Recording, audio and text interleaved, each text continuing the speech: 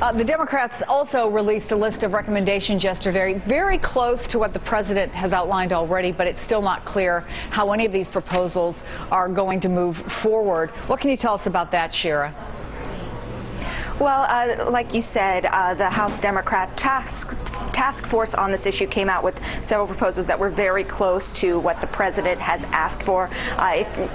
When I look for progress on this issue, I actually look to the other chamber on the north end of Capitol Hill. I look to the Senate, where this morning it was reported that you have 4 senators, bipartisan group, 2 Republicans, 2 Democrats, 2 people who got A ratings from the NRA, 2 people who got F ratings from the NRA, working on a package on these background checks, and also working on some kind of incentivized legislation to get states to release more mental health records into the national system. Yeah, I mean, we talk about these bills, and one of the things we don't talk about these proposals, Ryan, is the dollars that might be behind them. For example, there was a bipartisan group of senators who put out a bill to beef up the nation's mental health system.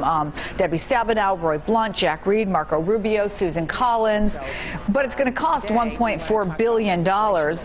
Having said that, does it have a better shot than some of the other things we're talking about? Well, I mean, we'll see. You know, $1.4 billion to try to address the mental health crisis in this country is totally peanuts. You know, that's pocket change for the federal government.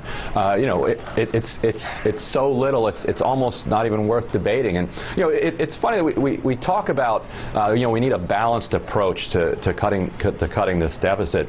But why exactly do we need a balanced approach? I mean, it's not as if the economy distributes its gains in a balanced way. You know, if over the last 10 or 15 years wages had gone up equally and profits had gone to the top 1% and to everybody else in an equal way, then you could say, okay, well, now we need to rein in the deficit. You know, the sacrifice ought to be spread across. But instead, it seems like all of the gains get to go to the top 1%, but when it's time for pain, oh, that we're going to spread across. That we need to give to Social Security, to Medicare, to Medicaid, and we can't touch taxes.